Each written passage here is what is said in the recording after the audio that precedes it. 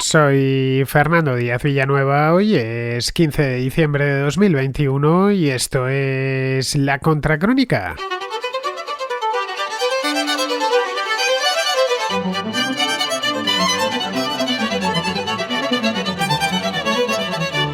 El Banco Central de Turquía tuvo que intervenir este martes de urgencia para estabilizar la lira turca, que nada más abrir el mercado se desplomó a mínimos históricos en apenas un par de horas.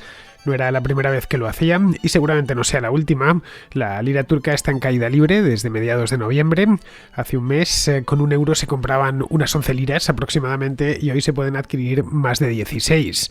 Según algunas fuentes, hasta la fecha el Banco Central de la República de Turquía ha vendido ya unos 4.500 millones de dólares en divisas para estabilizar la moneda nacional.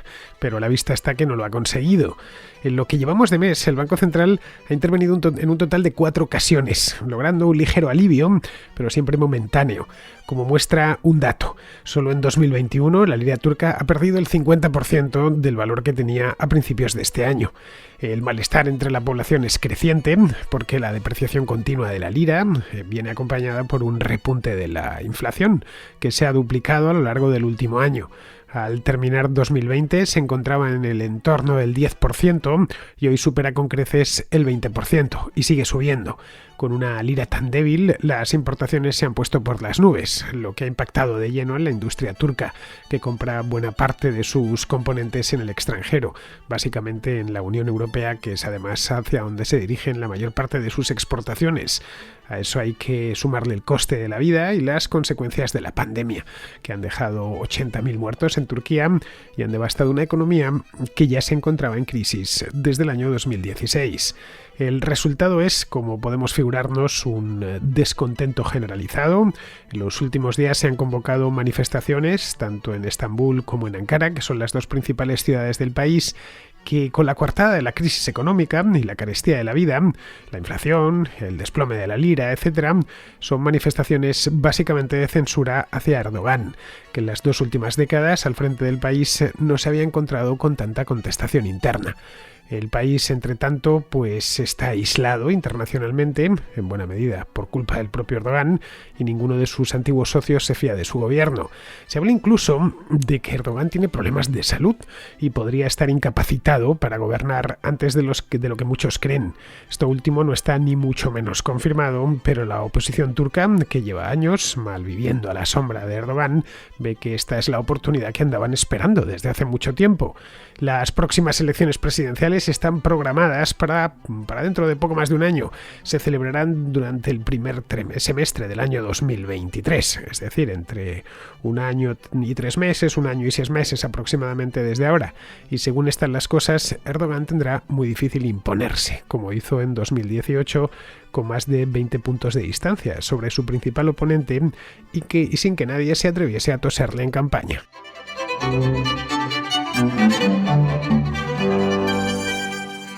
2021 ha sido un mal año para el Partido Justicia y Desarrollo. Bueno, está siendo porque todavía no ha terminado, aunque es cierto que le queda ya poco a este año, le quedan solo 15 días por delante. Es difícil que las cosas mejoren sustancialmente para el Partido Justicia y Desarrollo, más conocida por sus siglas AKP, y para su hombre fuerte, que es el presidente Recep Tayyip Erdogan, el presidente de Turquía. Turquía está aislada a nivel internacional, como os comentaba antes, su economía continúa deteriorándose, sobre una economía que ya venía deteriorada de antes. Hay dudas sobre la salud del propio Erdogan y las encuestas, tanto las que afectan directamente al presidente como las legislativas, las que afectan al AKP, a este partido, el Partido Justicia y Desarrollo, pintan un panorama que podríamos denominar como aterrador.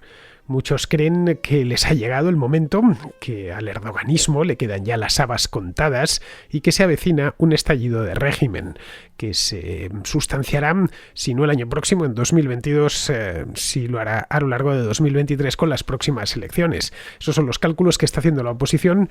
Podrían ser unos cálculos fantasiosos. El hecho es que, y es posible que sean fantasiosos, Erdogan sigue teniendo, y tanto Erdogan como el AKP siguen teniendo muchísima atracción dentro del electorado turco, pero nunca antes se habían encontrado con un panorama tan malo como el que tienen ahora. Los 2 principales partidos opositores, que son el CHP, son siglas en castellano italiano de Partido Popular Republicano, y el Igi Party, que significa literalmente partido bueno, tal cual. Es un nombre, yo creo, perfecto para un partido. ¿De qué partido eres? Del partido bueno. Pues así es como se llama. No os digo los nombres en turco porque dudo mucho de que supiera siquiera pronunciarlos. Pero bueno, ambos, el CHP y el Igi Party, están seguros de que podrían incluso convocarse elecciones anticipadas para el año 2022, que podría convocarlas Erdogan con la idea de frenar o aminorar la caída del AKP, que en todas las encuestas cae de una manera seria. En algunas, de hecho, pierden incluso el poder y pierden el control del Parlamento, y ya de paso asegurar la reelección del propio Erdogan. La idea de la oposición es acabar, la primera idea, y esto lo repiten muy a menudo, es acabar con el presidencialismo y retornar a la república parlamentaria, la que hubo en Turquía pues hasta hace muy poco tiempo, hasta el año 2017, justo un año después de aquella intentona frustrada de golpe de Estado que ha dejado tantas incógnitas en el aire que no se han resuelto todavía. Pues un año después, en 2017, no recuerdo cuándo fue el referéndum, hubo un referéndum convocado por el mismo Erdogan a principios de año, si mal no recuerdo, creo que fue en marzo o en abril de 2017, para convertir una república de tipo parlamentario, como otras de Europa, convertirla en una de tipo presidencialista o semipresidencialista, más parecida, desde luego, a la República Francesa que a la República Federal Alemana. Bien, en ese referéndum se impuso el presidencialismo, pero no lo hizo como pensaba Erdogan que iba a suceder, lo hizo por poco. Tengo aquí los datos de aquel referéndum de hace ya 4 años. Un 51,4% votó a favor del modelo erdoganista presidencialista, y un 48,5% votó en contra. Es decir, que el país quedó bastante dividido respecto a este asunto. Eso a partidos como el CHP o el IGI les da mucho vigor porque consideran que sigue dividido. Es decir, que si revierten ese referéndum, que si de nuevo llaman a los turcos a votar, volverá el país a ser una república presidencialista. En lugares como Estambul, la Tracia Oriental, que es la parte de Turquía que está en el continente europeo, o la costa del Egeo, que son las regiones más occidentalizadas y más desarrolladas de Turquía, la oposición al presidencialismo fue mucho mayor. La oposición ahora quiere revertir aquello, pero claro, necesitará algo más que unas elecciones. Necesitará otro referéndum después de unas elecciones en las que ganen con una mayoría consistente, como para mover al país de nuevo un referéndum que replantee desde cero el tipo de república que quieren. Que habría otro elemento que quizás es pronto para hablarlo, bueno, es pronto porque no está ni mucho menos en la agenda política de Turquía ahora mismo, y es quien gane las elecciones presidenciales se va a encontrar el candidato que sea, no sabemos cuál será. Podría ser Ince, el que se presentó la última vez, Muharrem Ince, que le sacó 20 puntos en las elecciones de 2018. Bien, pues pongamos por caso que es este hombre, de pronto se encuentra con tanto poder como el que tiene Erdogan ahora mismo. Quizá ella piensa 2 veces si le interesa o no le interesa tener una república presidencialista. Es que el poder se critica cuando uno está fuera de él. Cuando está dentro y disfruta de sus mieles ya no es tan criticable. Así que esto de que van a volver a la república parlamentaria no estoy yo del todo seguro. Seguramente muchos turcos lo pedirán, pero los políticos, tanto los de Turquía como los del resto del mundo, ya sabéis que dicen una cosa, prometen una cosa y por regla general suelen hacer exactamente la contraria. De cualquier modo, el problema principal de los turcos en este momento, no es si la república es de tipo presidencialista o de tipo parlamentario.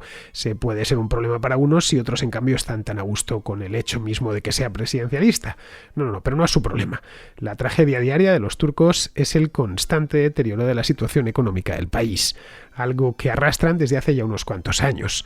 Turquía le pasa en este aspecto un poco como Argentina, que no puede culpar directamente a la crisis al coronavirus de la crisis económica.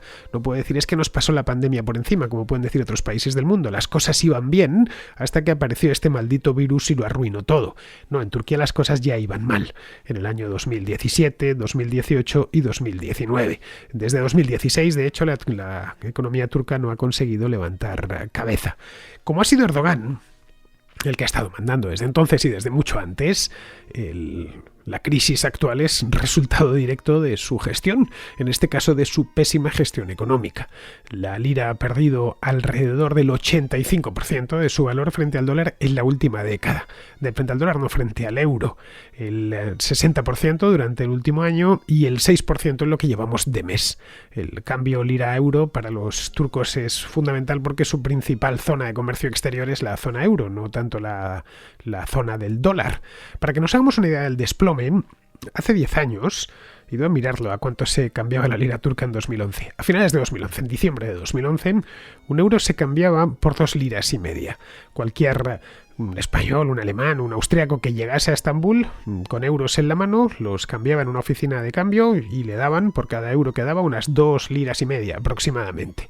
Bien, hoy para comprar un euro, los turcos necesitan 16 liras o un europeo que llega a Estambul o a Ankara o a Esmirna, cualquier ciudad turca, y va a cambiar sus euros, le van a dar por cada uno de ellos 16 liras. El panorama económico, como veis, no está muy bien, es sombrío.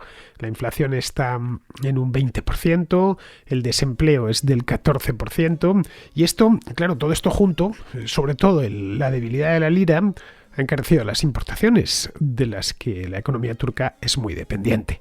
Y ha puesto además la inflación, sobre todo la inflación y la depreciación de la lira están íntimamente relacionadas. Esto ha puesto el coste de la vida por las nubes. Todo esto ha llegado además en plena pandemia. La crisis la traían de antes, pero, o mejor dicho, casi en plena pospandemia, que ha venido acompañada de varios cuellos de botella, que ya he tratado con más calma aquí en la Contracrónica en otras ocasiones, como por ejemplo el transporte de mercancías, tanto el terrestre como el marítimo, especialmente el marítimo, por la falta de contenedores. También otro cuello de botella en las materias primas, en algunas fundamentales, como es el petróleo o el gas natural. También un cuello de botella en la fabricación de ciertos componentes fundamentales para la industria, como son los microprocesadores. Le dediqué un programa hace no mucho a este mismo tema, y los microprocesadores no solo van en las calculadoras o en los teléfonos, van en casi cualquier aparato de nuestra vida cotidiana. Para una economía como la turca, que apostó hace ya muchos años por la industrialización, esto es un drama, esto último, lo de los microprocesadores y lo de la crisis de los contenedores. Sectores como el automotriz o el textil son muy importantes en Turquía. Es un país muy industrial, especialmente la parte oeste del país, los alrededores de Estambul y la costa del Mar Egeo, por lo que necesitan importar continuamente materias primas, muchísimas, y consumir mucha energía. Turquía no es un país famoso por sus reservas de petróleo ni de gas, tienen además que importar productos a medio terminar de todas partes del mundo, tanto para estos dos sectores en concreto, el de los automóviles y el del textil, pues son muy intensivos en capital. Los componentes, por ejemplo, para los automóviles los tienen que traer, especialmente los microprocesadores, de Extremo Oriente. En Turquía, de hecho, hay bastantes fábricas de automóviles. Están casi todas en la zona norte del país, el noroeste, una ciudad que se llama Bursa, que está relativamente cerca de Estambul, que es la ciudad industrial por antonomasia de Turquía. Allí tienen fábricas de Ford, de Fiat, de Renault, de Toyota, de Honda y de Hyundai, y quizá me esté dejando alguna. Una producción de todas estas fábricas que absorbe, en parte, el mercado turco, que es un mercado que ha sido muy expansivo en las últimas 2 décadas, pero no solo el mercado turco. Los turcos fabrican vehículos para la exportación, un montón de ellas. Es decir, la producción de estas fábricas se exporta en buena medida a la Unión Europea. A que las exportaciones se animen no ayuda el hecho de que las relaciones exteriores de Turquía con los países vecinos hayan sido, digamos, complicadas a lo largo de la última década. Mejorarlas está siendo una de las formas por las que Erdogan quiere ahora enderezar el asunto, una de las formas en las que ha escogido para levantar su alicaída fortuna política. Esto supone un cambio sustancial con respecto a hace no tanto tiempo, con respecto al año 2019 e incluso el año 2020, cuando por motivos políticos internos el gobierno turco se embarcó en una política exterior bastante agresiva, muy asertiva, especialmente en el Mediterráneo oriental, que consideran que forma parte de su área de interés preferencial. Hasta la fecha Erdogan está teniendo cierto éxito en ese aspecto, en su decisión de ir sacando al país de problemas y de su aislamiento. El tono de sus relaciones bilaterales por ejemplo, con los gobiernos del Golfo Pérsico, el gobierno de Arabia Saudí o el de los Emiratos ha mejorado, aunque en lo esencial sigue presidiendo la desconfianza, sigue presidiendo las relaciones entre Turquía y los dos pesos pesados del Golfo Pérsico. También ha buscado mejorar sus relaciones con Israel, pero la cosa no termina de cuajar. Los israelíes tienen muy pocas razones para confiar en Erdogan, a quien conocen bastante bien y desde hace ya muchísimos años. Hace solo un par de meses, 2 turistas israelíes fueron arrestados y acusados de espionaje, y todo por simplemente tomar una foto del Palacio de Dolmabahce. Es un palacio muy bonito que está en Estambul, que es de hecho un palacio que la Oficina de Turismo de Turquía suele presentar en todo su material promocional y en sus vídeos. Si vais al sitio web del turismo de Turquía, veréis que aparece el Palacio de Dolmabahce con turistas a su alrededor que le fotografían. Pues bien, arrestaron a estos 2, luego fueron puestos en libertad poco después, pero el episodio parecía en cierta medida diseñado para avivar sentimientos anti-israelíes con fines políticos. La retórica anti-israelí está muy arraigada en Turquía desde hace muchísimo tiempo y tiene además dentro del país a mucha gente que la compra con verdadero entusiasmo. Hamas es popular en el país y a efectos de propaganda se utilizan muchísimo en Turquía los problemas recurrentes en Palestina.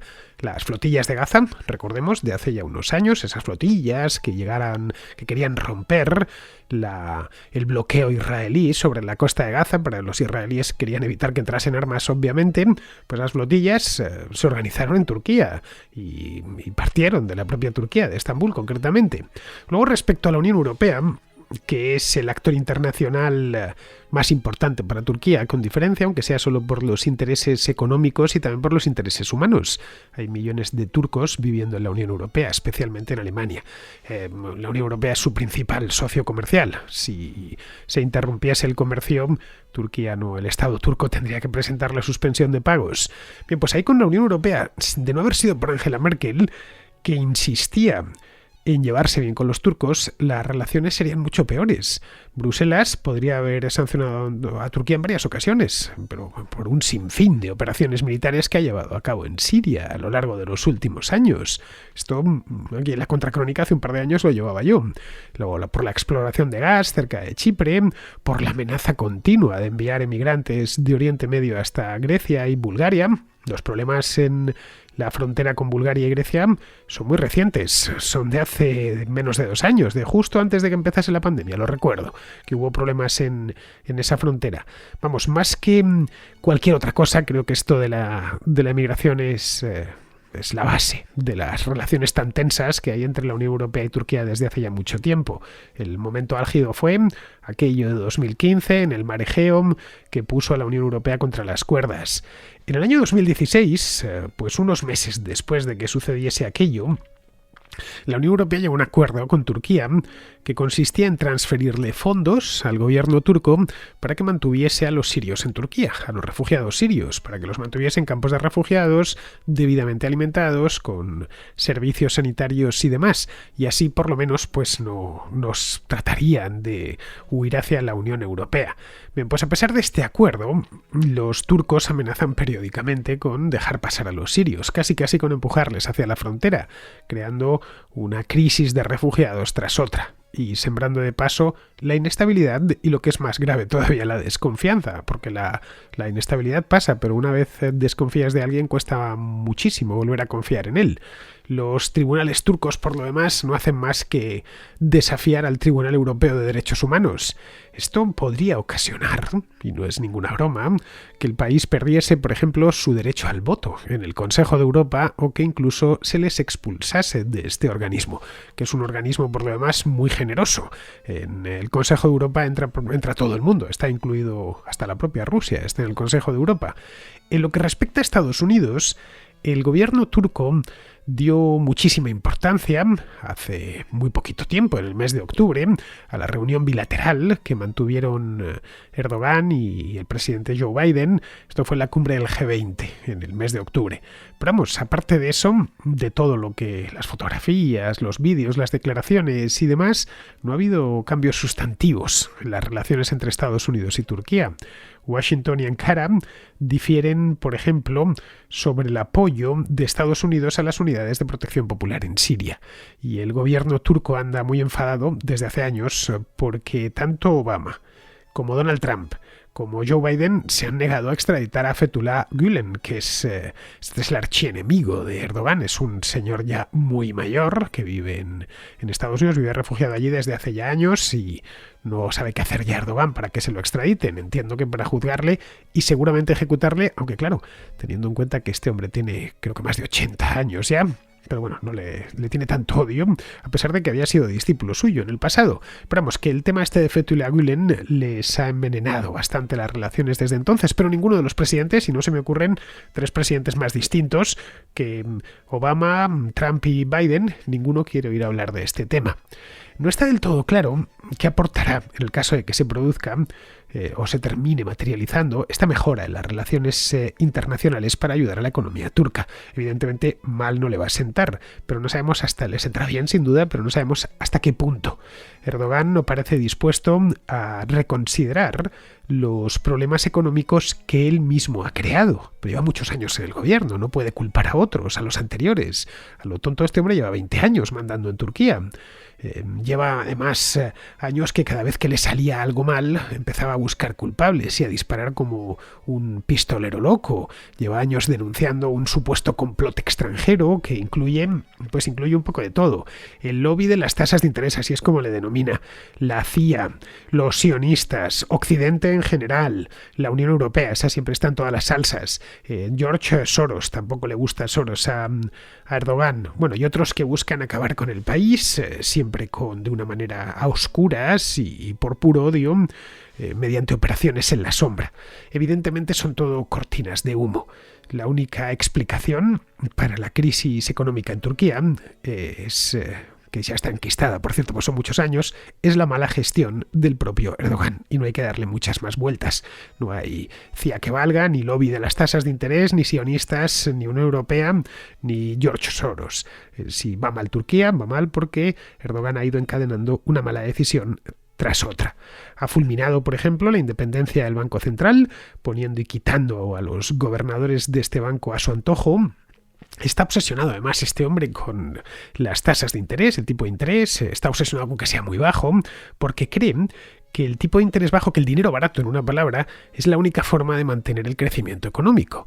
Si el dinero está barato, pues él cree que los turcos se irán como locos a pedir préstamos a los bancos y eso hará que la economía funcione. Y funcionó, sí, pero solo unos años. Luego ya empezó a actuar a la inversa, esto de tener el tipo de interés tan bajo. El resultado, pues lo tenemos delante ahora mismo. Ha sido la fuerte depreciación de la lira, que encarece todo para los turcos y causa estragos en los balances de las empresas turcas, que no solo tienen que importar en muchas ocasiones, como os decía antes, productos de otras partes del mundo y los tienen que pagar en divisa fuerte, en euros o en dólares, sino que además tienen que devolver préstamos denominados en euros o en dólares, pero claro, con su moneda propia completamente devaluada.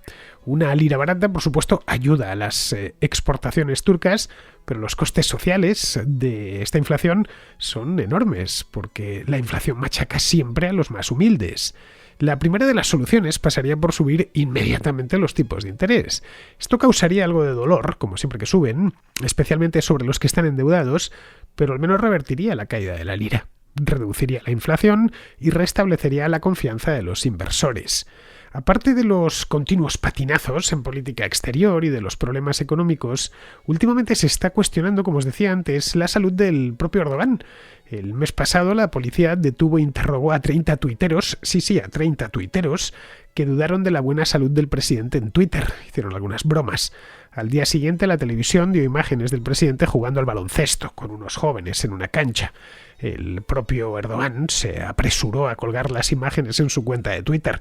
Las tenéis ahí por si queréis echarles un vistazo. En su tweet lo puso en turco, obviamente, lo he traducido dentro del... Twitter te ofrece la posibilidad de traducir los tweets. Pues en castellano dice hacer ejercicio, él jugando al baloncesto, le dejaban jugar, los otros, que podía ser su abuelo casi. Le decía, hacer ejercicio es muy importante para la salud. Trato de hacer ejercicio 3 días a la semana. Bueno, ya se sabe. Aquello de excusatio non petita, accusatio manifesta. Bien, esto nos vendría a decir que se ha ensanchado la brecha entre lo que dice el gobierno, y no solo sobre la salud del presidente, sino también sobre la economía. Es decir, que se ha ensanchado la brecha entre lo que dice el gobierno y la realidad. La gran cantidad de periodistas encarcelados en Turquía, que son unos 120, porque han criticado al gobierno, es una clara indicación de que Erdogan y el AKP están convenciendo a cada vez menos gente. El gobierno y la prensa afín ofrecen una narrativa que no se ajusta a lo que los turcos de a pie están experimentando, lo que genera más preguntas sobre Erdogan y su partido. Eso deriva en más arrestos, más mentiras, más preguntas y más turcos detenidos. Es como vemos todo un círculo vicioso que no termina nunca. Este descontento empieza a atisbarse en las encuestas. En la calle ya se atisba porque hay manifestaciones. En una hecha hace 2 meses se aseguraba en la encuesta que el alcalde de Estambul, un tipo llamado Ekrem İmamoğlu, que se hizo con la alcaldía hace un par de años, presentándose como cabeza de una coalición, la coalición nacional, la dieron en llamar, entre el CHP y el İYİ, el partido bueno este que os decía antes, pues bien, este hombre ganaría unas presidenciales contra Erdogan, según esta encuesta. Claro, no deja de ser una simple encuesta. Pero si los problemas económicos persisten, es seguro que la AKP tendrá problemas en las elecciones de 2021.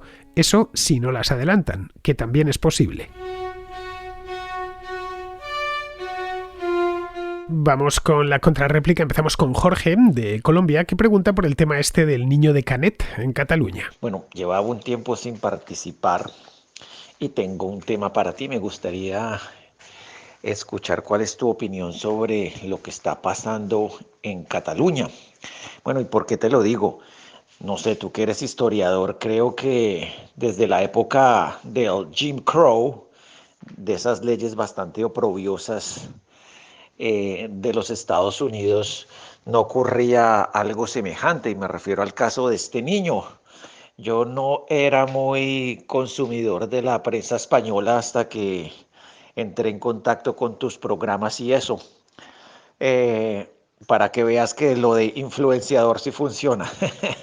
Pero bueno, no sé, yo cuando leí la noticia me pareció terrible.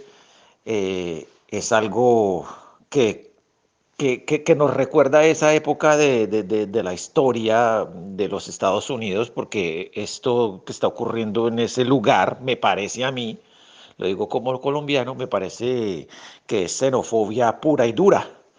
Eh, y yo tengo una pregunta para ti.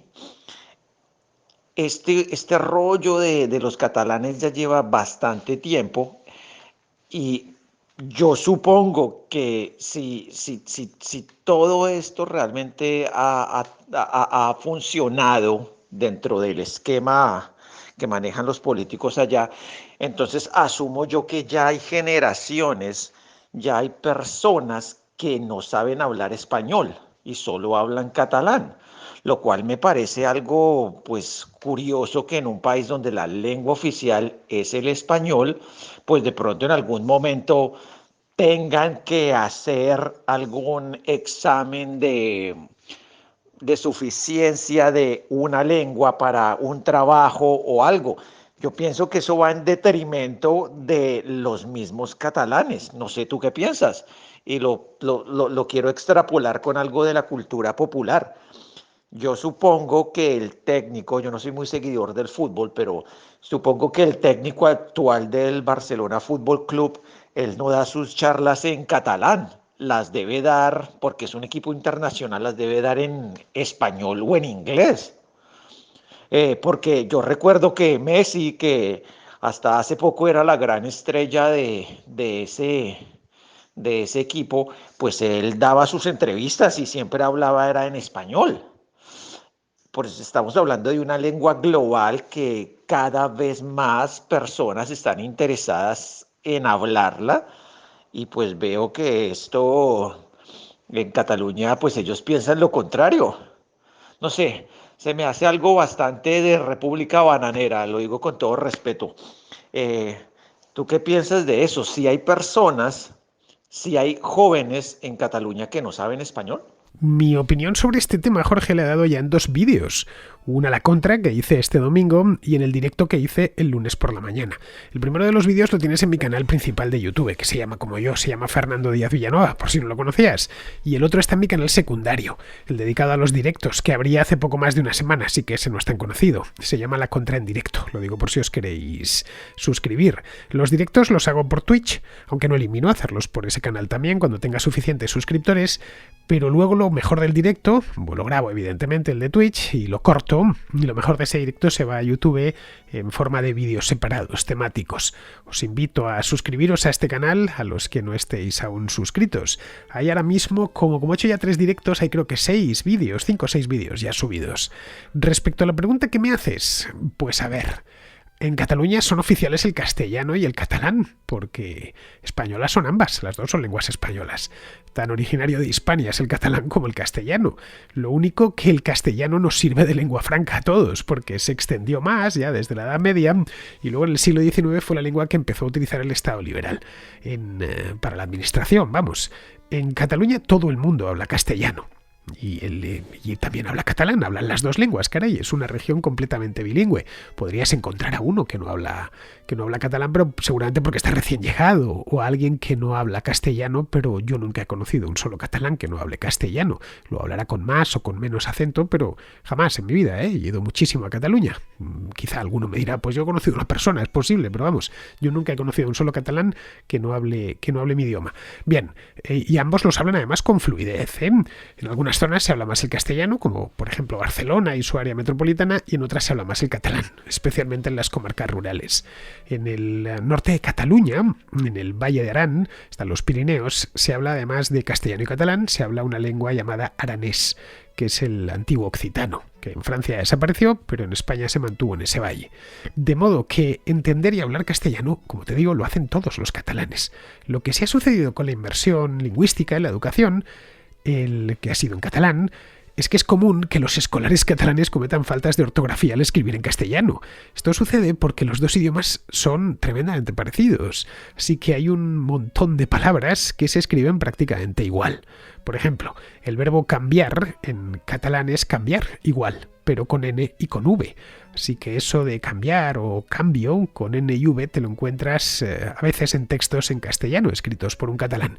Ese es el principal problema, pero no que no dominen la lengua, la dominan a la perfección. Bien, vamos ahora con Edgar, que es de Barcelona y que nos habla también del caso este del niño de Canet. Hola, Fernando. Mira, yo he sido educado en Barcelona, concretamente en un pueblo que se llama Masnou, no sé si lo conocerás. Y yo todos mis estudios los hice prácticamente en catalán. Y yo recuerdo que soy de familia castellano parlante y llegué a mi adolescencia incluso con ganas bueno, con ganas no, lo hacía concretamente. Me peleaba con todos los profesores porque no me enseñaban en castellano. Llegué a detestar el catalán, lo llegué incluso hasta odiar. Y luego, conforme fui haciéndome adulto y fui aprendiendo un poco más, pues descubrí que es un idioma fantástico, maravilloso y que tiene unas cualidades brutales, especialmente en poesía, que creo que los catalanes son bastante fuertes.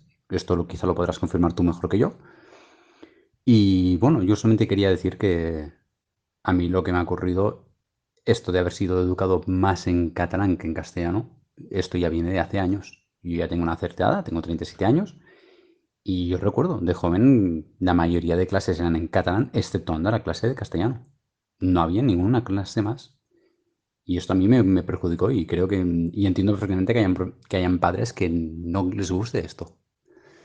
Nada, espero ver qué opinas sobre lo que comento, aunque bueno, más o menos ya yo creo que compartimos bastante opinión. I seria tot un plaer poder parlar amb tu en català. M'agradaria molt. Seria una meravella poder xerrar una estoneta entre els dos. Moltes gràcies.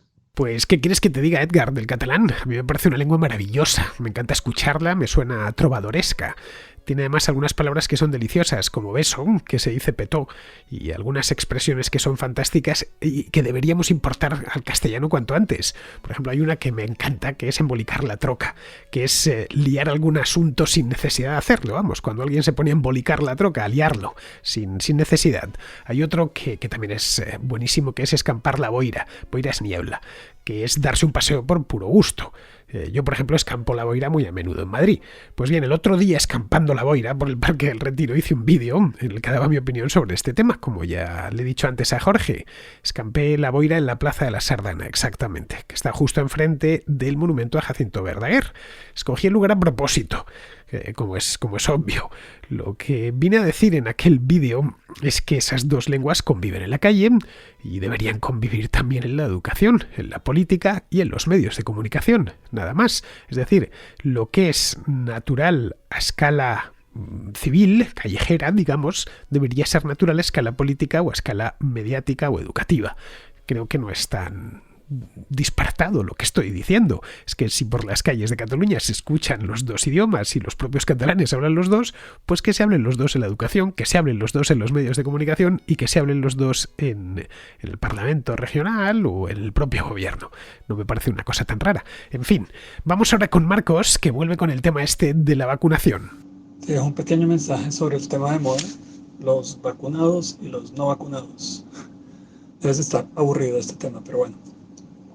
En el programa de hoy, uno de los contraescuchas te deja un mensaje, es una reflexión sobre si las personas no vacunadas son un riesgo para las personas vacunadas. Y en tu respuesta tú dices que las personas no vacunadas son un riesgo sobre todo para ellos mismos. Y creo que no vamos a estar completamente de acuerdo. Pero sé que te gusta que no estemos de acuerdo.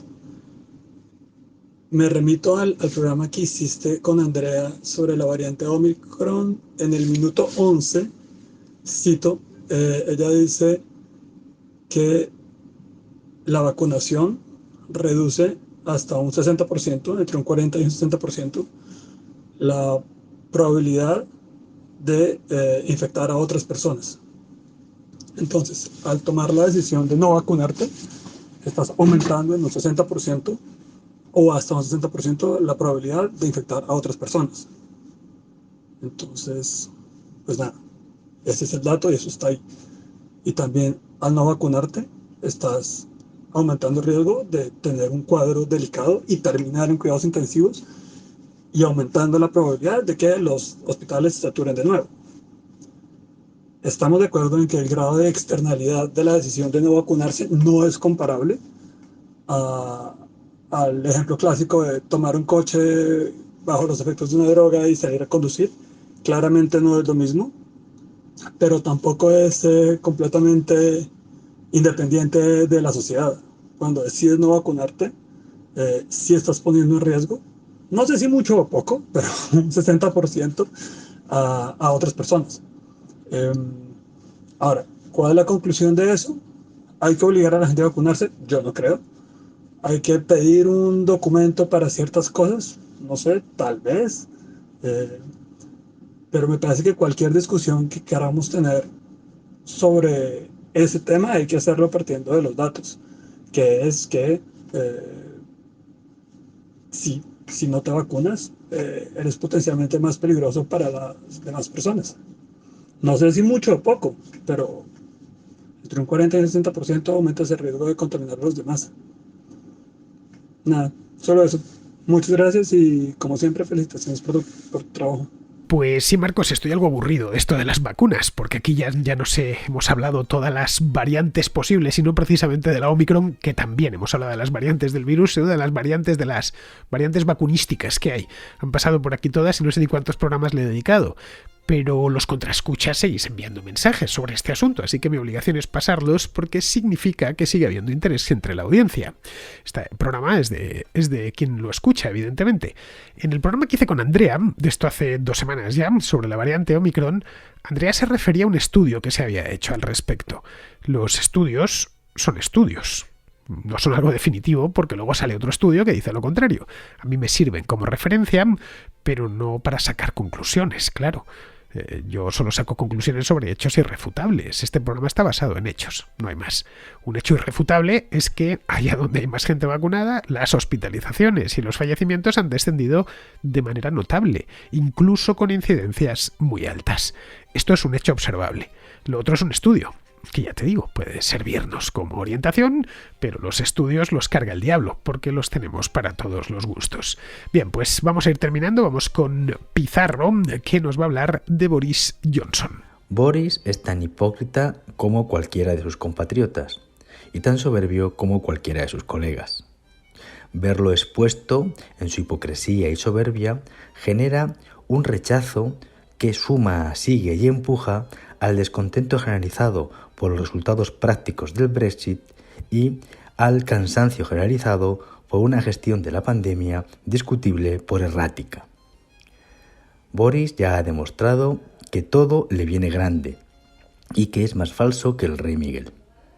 Ahora queda en manos de los británicos o quizá de su partido fijar su bochornosa salida de la vida pública si es que le encuentran una alternativa. Un cordial saludo de Pizarro. Y con esto, queridos amigos, damos por concluida la contracrónica de hoy, 15 de diciembre. Por cierto, hoy, para quien tenga bien asistir, presenta Jano García su libro, su último libro, El rebaño se titula, está publicado por la Esfera de los Libros. El subtítulo es muy ilustrativo: Cómo Occidente ha sucumbido a la tiranía ideológica. Prologado además este libro por Antonio Escotado, y el que va a encargarse de la presentación soy yo mismo, así que os espero para quien quiera ir por allí. Esto es en el CEU San Pablo, en el aula magna de la universidad, en Julián Romea 23.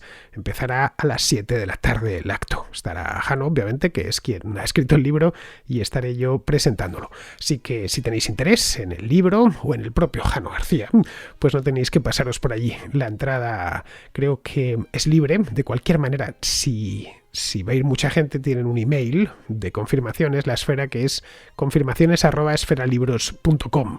Lo digo por si escribís para que os lo digan, si va a estar lleno o no va a estar lleno. Es un aula, el aula magna del CEU, bastante grande, de cualquier manera. Muy bien, queridos amigos, pues me despido de vosotros. Hasta mañana.